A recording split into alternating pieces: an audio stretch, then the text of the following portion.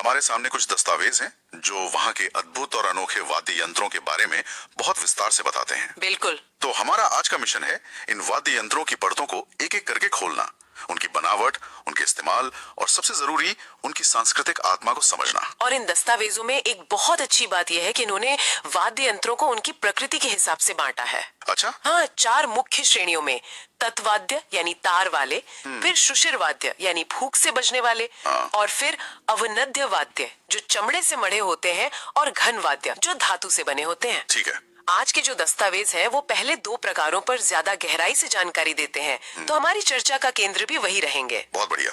तो चलिए फिर इसकी तह तक चलते हैं। शुरुआत करते हैं तत्वाद्य यंत्रों से। हाँ, तार वालों से, यानी वो जिनमें तार लगे होते हैं। पहला ही नाम है सारंगी, और ये नाम सुनते ही एक मीठी दिल को छूने वाली धुन दिमाग में गूंजने लगती है। बिल्कुल। लेकिन इन दस्तावेजों में जो जानकारी मिली है वो कमाल की है। इसमें 2 प्रकार बताए गए हैं, सिंधी सारंगी और गुजरातन सारंगी। पर जो बात मुझे सबसे ज्यादा चौंका रही है वो है तारों की संख्या। अच्छा, 27 तार। 27? हाँ, ये तो किसी मॉडर्न गिटार या वायलिन से भी ज्यादा जटिल लगता है। आपका चौंकना लाजमी है, और यही बात इस धारणा को तोड़ती है कि लोक संगीत हमेशा सरल होता है। सही बात है। 27 तारों का मतलब है कि इसे बजाने वाले कलाकार का कौशल कितना अविश्वसनीय होगा। हर तार का एक मकसद होता है। और दिलचस्प बात इसकी बनावट है, जो बताती है कि ये कितना देसी और जमीन से जुड़ा हुआ वाद्य है। जैसे कि ये सागवान या कैर की लकड़ी से बनती है, जो वहीं के जंगलों में मिलती है। और इसके तार, हाँ, ये किसी फैक्ट्री में नहीं बनते, बल्कि बकरे की आंत से तैयार होते हैं। बकरे की आंत से? मतलब सच में ये तो वाकई में हैरान करने वाली बात है। 100%। इसका मतलब है कि वाद्य की आवाज सीधे सीधे उस क्षेत्र के पर्यावरण और जीवन शैली से जुड़ी हुई है। यहाँ तक कि इसे बजाने वाला गज, यानी जिस धनुष से इसे बजाते हैं ना, उसमें घोड़े की पूंछ के बालों का इस्तेमाल होता है। ये जैसलमेर की लंगा जाति का मुख्य वाद्य यंत्र है। तो मतलब लकड़ी, जानवर की आंत, घोड़े के बाल, ये पूरा का पूरा वाद्य यंत्र वहीं के इकोसिस्टम से जन्म लेता है। बिल्कुल। ये सिर्फ संगीत नहीं, उस धरती की आवाज है। तो एक तरफ हमारे पास ये 27 तारों वाली जटिल सारंगी है, लेकिन क्या लोक संगीत का मतलब हमेशा जटिलता ही होता है? शायद नहीं। और इसी का सबसे बड़ा उदाहरण है अगला वाद्य, एक तारा। बिल्कुल सही विरोधाभास पकड़ा आपने। जैसा नाम से ही जाहिर है, एक तारा अपनी सादगी में ही सुंदर है। इसमें एक ही तार होता है। वैसे तो इसमें 2 तार होते हैं, पर इसका नाम एक तारा शायद इसके आध्यात्मिक भाव से जुड़ा है, जो एक यानी ईश्वर की तरफ इशारा करता है।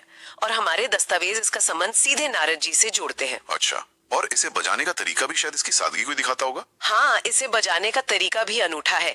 एक ही हाथ से उंगलियों से तारों पर टकराकर लय पैदा की जाती है।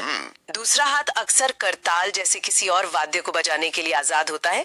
इसका यह आध्यात्मिक जुड़ाव इसे सिर्फ एक वाद्य यंत्र नहीं, बल्कि भक्ति और परंपरा का प्रतीक बना देता है। हाँ, बात और भी रोचक हो जाती है। कमायचा, हाँ, दस्तावेजों के मुताबिक यह सारंगी जैसा दिखता है, और खास तौर पर जैसलमेर बाड़मेर में मांगणियार जाति का प्रमुख वाद्य है। बिल्कुल। और ये कितना महत्वपूर्ण है इसका अंदाजा इसी बात से लगता है कि इसके एक प्रमुख कलाकार का नाम भी दिया गया है, साकर खां। साकर खां। हाँ, साकर खां इस वाद्य के पर्याय बन चुके हैं। कमायचा की खासियत इसकी गोल तबली है, और ये भी सारंगी की तरह गज से बजाया जाता है। तो ये मांगणियार समुदाय के लिए बहुत खास हुआ। ये सिर्फ एक वाद्य नहीं, बल्कि उनकी पहचान और उनकी वंशावली का संरक्षक है। पीढ़ी दर पीढ़ी ये कला और ये वाद्य आगे बढ़ता है, कहानियों और गीतों के साथ। इसी कड़ी में एक और नाम है जो बहुत आकर्षक लग रहा है, रावण हत्ता। इसका नाम ही पौराणिक कथाओं की तरफ ले जाता है। और इसकी बनावट भी उतनी ही अनूठी है। सोचिए, आधे कटे नारियल की कटोरी पर खाल मढ़कर बनाया जाता है। वाह। उस पर बांस का डंडा लगा होता है। इसमें 9 तार होते हैं, और इसे वायलिन की तरह गज से बजाया जाता है। अच्छा। कई संगीत विशेषज्ञ तो इसे वायलिन का पूर्वज भी मानते हैं। ये तो बहुत दिलचस्प है। और इसका इस्तेमाल कौन करता है? इसका खास इस्तेमाल होता है बाबूजी की फड़ बांचते समय, ओह, भोपों द्वारा। हाँ, भोपों द्वारा। फड़ बांचने का मतलब है एक लंबे कपड़े पर बने चित्रों को दिखाकर कहानी सुनाना। तो रावण हत्था उस कहानी का एक तरह से साउंड ट्रैक बन जाता है। तो मतलब संगीत और कहानियों का बहुत गहरा रिश्ता है। बिल्कुल, संगीत कहानियों को जिंदा रखता है। एक मिनट, यहाँ एक पैटर्न दिख रहा है मुझे। भोपे, फड़ बांचना, अगला वाद्य है जंतर, और इसका इस्तेमाल भी बगड़ावतों के गुज्जर भोपे देवनारायण जी की फड़ बांचते समय करते हैं। आपने बिल्कुल सही नक्श पकड़ी है। तो क्या हम ये कह सकते हैं कि इन वाद्य यंत्रों का मुख्य काम सिर्फ मनोरंजन नहीं बल्कि कहानी सुनाने की कला का एक जरूरी हिस्सा बनना है? बिल्कुल, ये वाद्य नैरेटिव इंस्ट्रूमेंट्स हैं। ये कहानी के भाव को उभारते हैं, चाहे वो वीरता हो, दुख हो या उत्सव। और जंतर की बनावट तो इसमें 2 तुम्बे होते हैं। हाँ, वीणा की तरह। पर सबसे हैरान करने वाली बात जिस पर आपने शायद ध्यान दिया होगा, वो 22 पर्दे। हाँ, तुम्बे पर लगे 22 पर्दे, और वो भी मगरमच्छ की खाल के बने होते हैं।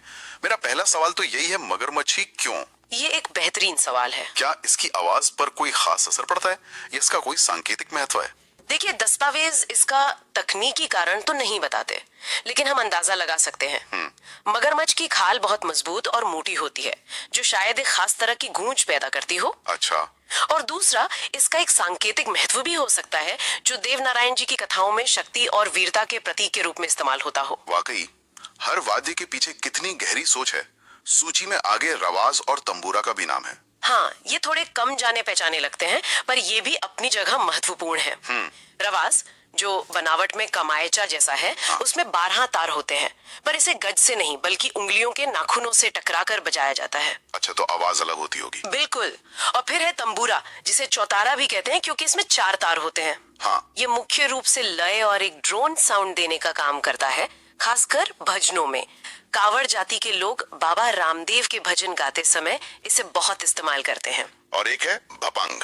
इसका जिक्र आते ही मेवात क्षेत्र और जहूर खां मेवाती का चेहरा आंखों के सामने आ जाता है। बिल्कुल।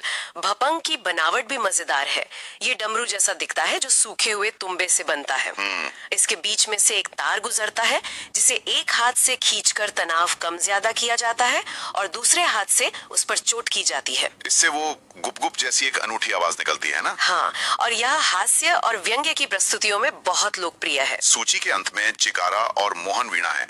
चिकारा तो शायद सारंगी परिवार का ही सदस्य लगता है। हाँ, चिकारा भी सारंगी जैसा ही है, लेकिन मोहन वीणा बहुत खास है। वो क्यों? क्योंकि यह एक आधुनिक आविष्कार है। इसे पद्म भूषण से सम्मानित पंडित विश्व मोहन भट्ट ने सरोद, सितार और गिटार को मिलाकर बनाया है। अरे वाह! ये जिंदा है और विकसित हो रही है। तो तत्वादियों की इस यात्रा से एक बात तो साफ है कि 27 तार वाली जटिल सारंगी से लेकर 2 तार वाले सरल एकतारा तक एक विशाल विविधता है। और हर वाद्य किसी खास समुदाय, किसी खास क्षेत्र और किसी खास कहानी से गहराई से जुड़ा है। ये सिर्फ संगीत नहीं, ये राजस्थान की पहचान का एक हिस्सा है। बिल्कुल सही कहा। हर वाद्य के पीछे एक पूरा इकोसिस्टम है, उसे बनाने वाले, उसे बजाने वाले और उसे सुनने वाले, और ये सब कुछ वहीं की धरती से उपजा है। तो हमने देखा कि कैसे तारों से, घोड़े के बालों से और नारियल से संगीत पैदा हो रहा है।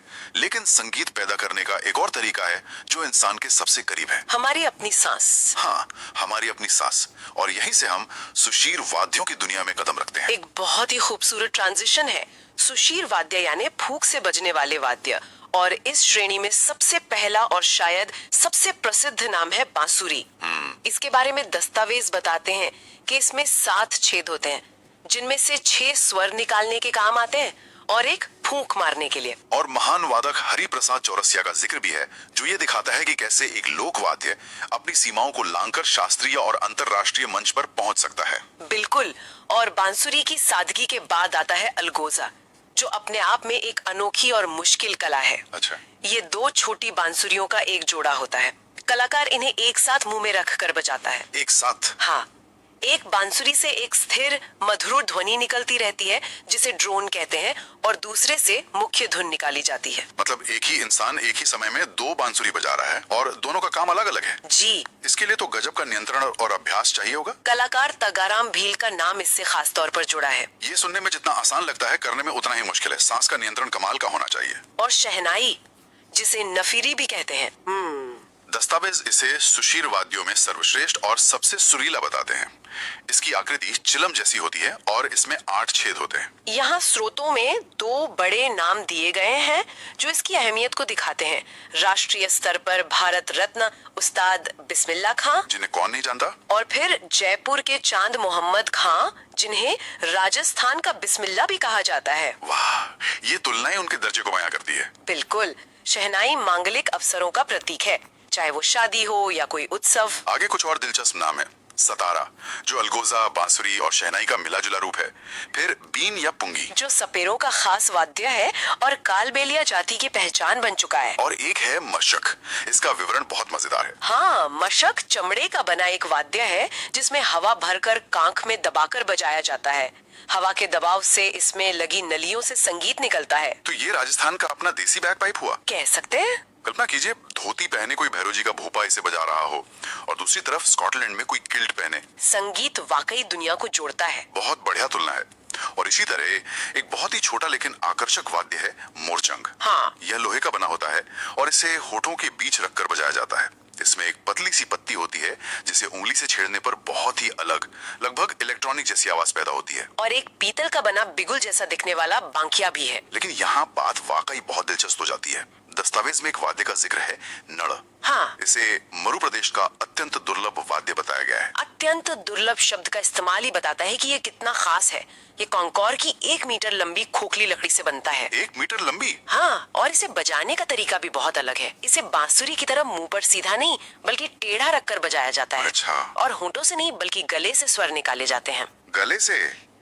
ये तो सुनने में यह संभव लग रहा है। मतलब कलाकार अपनी वोकल कॉर्ड्स का इस्तेमाल कर रहा है वाद्य के साथ। कुछ वैसा ही। ये एक बहुत ही प्राचीन और जटिल तकनीक है।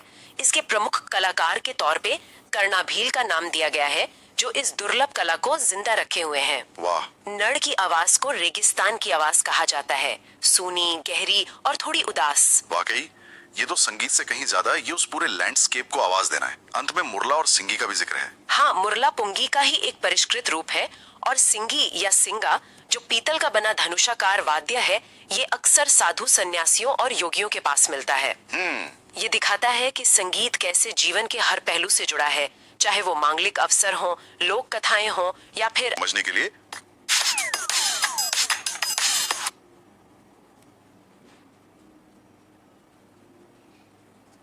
हाँ, पहला है अवनद्ध वाद्य, यानी वो यंत्र जिनमें जान फूंकी जाती है एक खींची हुई खाल के कंपन से। और दूसरा है घन वाद्य, जिनकी आत्मा खुद उस धातु में है जिससे वो बने हैं, चोट पड़ने पर गूंज उठते हैं। तो चलिए खाल से पैदा होने वाली धुनों से शुरू करते हैं। बिल्कुल। अवनद्ध श्रेणी में जो पहला नाम हमारे सामने आता है वो काफी वजनी है, पखावज। इसे मृदंग भी कहा जाता है। स्रोत बताते हैं कि ये सुपारी या फिर वट वृक्ष की लकड़ी को खोखला करके बनाया जाता है। देखने में हाँ कुछ ढोलक जैसा। सुपारी या वट वृक्ष की लकड़ी, ये कोई खास वजह से चुने जाते होंगे? मेरा मतलब है, क्या इनकी लकड़ी की जो सघनता है या जो गूंज है उसमें कुछ खास बात है जो पखावज की वो गहरी दमदार आवाज पैदा करती है? ये बहुत अच्छा सवाल है। स्रोत इस तकनीकी गहराई में तो नहीं जाते, पर हाँ अंदाजा यही कहता है कि इन लकड़ियों का घनत्व और रेशे जो हैं वो ध्वनि को एक खास तरह की गहराई और स्थिरता देते हैं। और यहाँ एक दिलचस्प बात और भी है। स्रोत इसके कलाकारों का भी जिक्र करते हैं, पंडित पुरुषोत्तम दास जी और मंगलाराम भील। ये नाम हमें बताते हैं कि पखावज सिर्फ लोक संगीत का हिस्सा नहीं है, इसने शास्त्रीय संगीत के मंच पर भी अपनी एक सम्मानित जगह बनाई है। तो पखावज एक कला से तराशी हुई सख्त लकड़ी से बना एक शास्त्रीय साज है। लेकिन क्या हर वाद्य यंत्र इतनी ही मेहनत और सख्त चीजों से बनता है? स्रोत हमें एक बिल्कुल अलग दिशा में ले जाते हैं, मांदल की ओर। और ये एक कमाल का विरोधाभास है ना। जहाँ पखावज सख्त लकड़ी से बनता है, वहीं मांदल उसी मिट्टी से बनता है जिस पर राजस्थान के लोग चलते हैं। स्रोत खास तौर पर मोलेला गांव का जिक्र करते हैं, जो इस मिट्टी के वाद्य को बनाने के लिए मशहूर है। ये कला और जमीन के बीच एक अटूट रिश्ते को दिखाता है। 1 मिनट, मिट्टी का ढोल, ये तो कमाल है। मेरे दिमाग में तो पहला सवाल यही आता है कि बारिश के मौसम में इसका क्या होता होगा? क्या इसे बचाने के लिए इसकी देखभाल का कोई खास तरीका होता है? ये इसकी बनावट की नाजुकता और सुंदरता दोनों को एक साथ दिखाता है। निश्चित रूप से। और इसे बनाने की जो प्रक्रिया है, फिर इसे नमी से बचाने की कला, ये सब उस ज्ञान का हिस्सा है जो पीढ़ी दर पीढ़ी आगे बढ़ता है। मांदल हमें याद दिलाता है कि संगीत सिर्फ सुरों में नहीं बल्कि उसे बनाने वाले पदार्थ और उसे सहेजने की कला में भी बसता है। मिट्टी से अब हम धातु और चमड़े के एक जोरदार संगम की ओर बढ़ते हैं, नगाड़ा। ये नाम तो हम सबने सुना है। एक बड़ी सी कुंडी जिस पर भैंस की खाल चढ़ी होती है। हाँ, और इसकी आवाज जितनी बड़ी है ना, इसका इस्तेमाल भी उतना ही भव्य है। स्रोत बताते हैं कि ये नौटंकी और रामलीला जैसे लोक प्रदर्शनों में तो बचता ही है, पर इसका इस्तेमाल युद्ध के मैदान में भी होता था। इसकी गूंज माहौल में एक तनाव, एक ऊर्जा भर देती थी। युद्ध का मैदान, ये दिलचस्प है।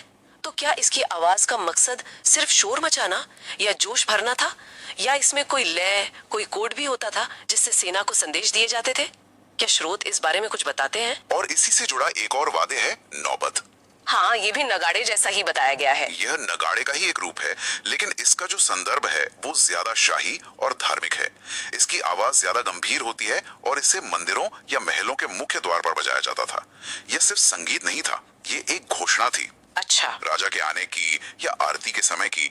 ये शक्ति और आस्था का प्रतीक था। इन बड़े और दमदार वाद्य यंत्रों से अब हम कुछ ऐसे साजों पर आते हैं जो शायद हाथ में लेके बजाए जाते होंगे, जैसे चंग या डप। स्रोत कहते हैं कि ये लकड़ी के गोल घेरे पर बकरे की खाल मड़कर बनता है। काफी सीधा साधा लगता है। और इसी सादगी में इसकी खूबसूरती है। ये होली के त्योहार का एक अभिन्न अंग है और इसी का एक छोटा ज्यादा सुरीला रूप है खंजीरी, जो आम की लकड़ी से बनती है। देखिए कैसे बस आकार और थोड़ी सी सामग्री बदलने से एक ही परिवार के दो अलग अलग वाद्य बन जाते हैं, जिनकी ध्वनि और भूमिका दोनों अलग हैं। और कुछ वाद्य तो किसी खास कहानी या अनुष्ठान से इतने गहरे जुड़े हैं कि उनके बिना वो अधूरे हैं, जैसे माठ। स्रोत बताते हैं कि इसे सिर्फ पाबूजी के पवाड़े यानी उनकी वीर गाथा गाते समय ही इस्तेमाल किया जाता है। ये एक बेहतरीन उदाहरण है कि कैसे संगीत, कहानी और आस्था एक दूसरे में गुंथे हुए हैं। यहाँ माठ सिर्फ ताल देने वाला यंत्र नहीं है, ये बाबूजी की कहानी का एक किरदार बन जाता है। उसकी आवाज उस कथा को जीवंत कर देती है। इस सूची में कुछ और नाम भी हैं जिनका विवरण ज्यादा नहीं है, जैसे ढक, जिसे बस बड़ा डमरू कहा गया है। और फिर एक साथ कुछ नाम आते हैं, धोंसा, ताशा, दमामा, कुंडी। इन नामों को धोंसा, ताशा, दमामा एक साथ देखना दिलचस्प है। इनके नामों में ही एक वजन और गूंज है ना? स्रोत भले ही ज्यादा विवरण ना दें, पर ये नाम हमें इशारा करते हैं कि ये शायद बड़े खुले मैदानों या युद्ध से जुड़े वाद्य यंत्र रहे होंगे, जिनका मकसद ऐलान करना था, मनोरंजन नहीं। ये नाम खुद अपनी कहानी कह रहे हैं। तो अब तक हमने चमड़े पर पड़ने वाली थाप से पैदा होने वाली ध्वनियों को समझा, लेकिन संगीत तब क्या रूप लेता है जब आवाज किसी खाल से नहीं बल्कि खुद उस चीज के शरीर से निकलती है जिससे वो बनी है। ये हमें हमारी दूसरी श्रेणी घन वाद्य यंत्रों की ओर ले जाता है। हाँ, ये वो वाद्य हैं जो धातु के बने हैं और आपस में टकराकर या जिन पर चोट करके ध्वनि पैदा की जाती है। और इस श्रेणी में शायद सबसे जाना पहचाना नाम है मंजीरा, पीतल और कांसे का बना एक गोलाकार वाद्य। और इसका सबसे आकर्षक इस्तेमाल तो 13 ताली नृत्य में होता है, जैसा कि स्रोत बताते हैं। एक ही कलाकार अपने शरीर पर 13 मंजीरे बांधकर उन्हें बजाता है। ये तो संगीत और नृत्य का ऐसा संगम है जहाँ कलाकार खुद एक वाद्य यंत्र बन जाता है। बिल्कुल, ये दिखाता है कि लय सिर्फ हाथों में नहीं, पूरे शरीर में बस सकती है। और अगर मंजीरा इस परिवार का नाजुक सदस्य है, तो इसका बड़ा और दमदार भाई है झांझ। ये मंजीरे का ही बड़ा रूप है, जिसका व्यास लगभग 1 फुट तक हो सकता है। आकार के इस फर्क से आवाज में कितना ज्यादा अंतर आ जाता होगा। बहुत ज्यादा। जहाँ मंजीरे की आवाज पतली और खनकदार होती है, वहीं झांझ की आवाज गूंजती है, फैलती है। इसीलिए इसका इस्तेमाल शेखावाटी क्षेत्र के कच्ची घोड़ी जैसे ओजपूर्ण नृत्य में होता है, जहाँ माहौल में एक वीरता और ऊर्जा भरनी होती है। अगला वाद्य तो अपने नाम में ही अपना काम बताता है, खड़ताल या करताल। कर यानी हाथ और ताल यानी लय। लकड़ी के 2 टुकड़ों के बीच पीतल की छोटी छोटी तश्तरियां। और इसकी खनकती आवाज भक्ति संगीत और लोक गायन का एक बहुत जरूरी हिस्सा है। ये एक सरल लेकिन बहुत प्रभावी उपकरण है, जो मुख्य गायक को एक स्थिर लय बनाए रखने में मदद करता है। यहाँ एक और दिलचस्प बात सामने आती है। कुछ वाद्य यंत्र बनाए नहीं जाते, बल्कि रोजमर्रा की चीजों को ही वाद्य यंत्र बना लिया जाता है, जैसे थाली। स्रोत कहते हैं कि कांसे की थाली को कालबेलिया, भील और बहेलिया बजाते हैं, और खासकर चरी नृत्य में इसका इस्तेमाल होता है। ये लोक संगीत की आत्मा को दिखाता है, रचनात्मकता और संसाधनों का बेहतरीन उपयोग। जो उपलब्ध है उसी में संगीत खोज लेना। हाँ, लेकिन क्या इससे उस वाद्य यंत्र की गंभीरता कम नहीं हो जाती? मतलब क्या एक थाली या आगे आने वाले चिमटे को कभी पखावत जैसा ही सम्मान मिल पाता है, या उन्हें हमेशा जुगाड़ या लोक संगीत की सरल चीज ही माना जाता है? ये बहुत गहरा सवाल है। शास्त्रीय दृष्टिकोण से शायद उन्हें वो दर्जा ना मिले, लेकिन लोक परंपरा में उनका सम्मान कम नहीं है। उनकी अहमियत इस बात में है कि वो संगीत को महलों और मंचों से निकालकर आम आदमी के घर तक ले आते हैं। और इसी कड़ी में अगला नाम है घंटा या घड़ियाल। ये तो हम सबके लिए बहुत जाना पहचाना है। मंदिरों में पीतल या दूसरी धातु से बना घंटा और उसका छोटा रूप घंटी। इसका महत्व संगीत से कहीं ज्यादा आध्यात्मिक है। इसकी ध्वनि को पवित्र माना जाता है, जो नकारात्मक ऊर्जा को दूर कर वातावरण को शुद्ध करती है। यह सिर्फ एक वाद्य नहीं, बल्कि एक धार्मिक अनुष्ठान का हिस्सा है। और इसी तरह चिमटा भी है। रसोई का एक और सामान जो भलन कीर्तन का हिस्सा बन गया। हाँ, और कलाकार इसे दाहिने हाथ की उंगलियों से बजाकर एक अद्भुत लय पैदा करते हैं। यह फिर से सरलता और आध्यात्मिकता का एक सुंदर संगम है। ईश्वर को याद करने के लिए किसी महंगे साज की जरूरत नहीं, एक चिमटा भी काफी है। भरनी, स्रोत कहते हैं कि इसका प्रयोग अलवर भरतपुर क्षेत्र में सांप के कांटे का इलाज करते समय लोक देवताओं के यहाँ किया जाता है। ये तो अविश्वसनीय है। ये बात हमें सोचने पर मजबूर करती है कि ध्वनि और विश्वास का रिश्ता कितना गहरा है। क्या यहाँ ध्वनि का कोई औषधीय प्रभाव है, या यह एक मनोवैज्ञानिक माध्यम है जो मरीज के विश्वास को मजबूत करता है और उसके शरीर को ठीक होने में मदद करता है? स्रोत हमें इसका जवाब नहीं देते, पर यह सवाल जरूर उठाते हैं कि संगीत सिर्फ कला नहीं, बल्कि एक जमाने में विज्ञान और